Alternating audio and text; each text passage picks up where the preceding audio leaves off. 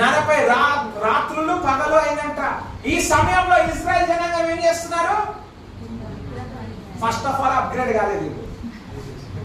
వీళ్ళు అప్గ్రేడ్ చేసుకోరా బాబు దేవుడు. ఇక్కడ దేవుడు వాళ్ళకి ఆపర్చునిటీ ఇచ్చాడు. ఏంటి? అప్గ్రేడ్ కావడానికి, మోషే లాగా ఉండడానికి అప్గ్రేడ్.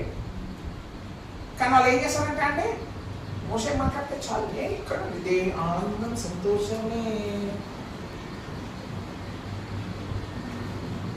వీళ్ళు ఏం చేస్తున్నారు తెలుసా అంటే, మోషే కనబడకపోతే 40 రోజులు 40 రాత్రులు ఓహో దేవుడి దగ్గర పోయేస్తాను, చచ్చిపోయిన మోహన్కి తెలుసు.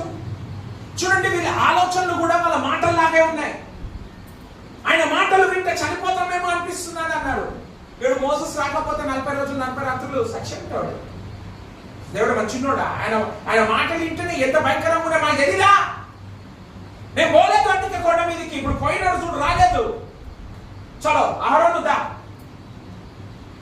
మాకు ఏం కావాలి? ఒక దూడని మేము దుర్గా దాని చుట్టూ ఒక దూడని చేయి, దాని ముందర మేము బలి అర్పించాలి. ఒక దూడని చేయి, మేము దాని ముంగట ఆరాధించాలి.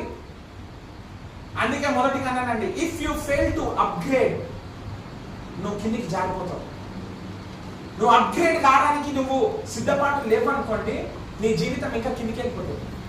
వీళ్ళు చూడండి ఏం చేశారు. ఫస్ట్ ఆఫ్ ఆల్ అప్గ్రేడ్ కాలేదు. కొండెక్కి దేవుడితో మాట్లాడాలని అనుకోలేదు కాబట్టి మోషే ఎక్కాడు. ఆయన తిరిగి రావడం కొంచెం ఆలస్యమయ్యేసరికి వీళ్ళు ఏం చేస్తున్నారు చూడండి. ఆనందం సంతోషం కాస్త వేరే సినిమా పాటలు అయిపోయాయి. ఏ తెగులు నీ గూడారం కాస్త వేరే పాటలు అయిపోయాయి. దూడ చుట్టూ తిరుగుతున్నారు.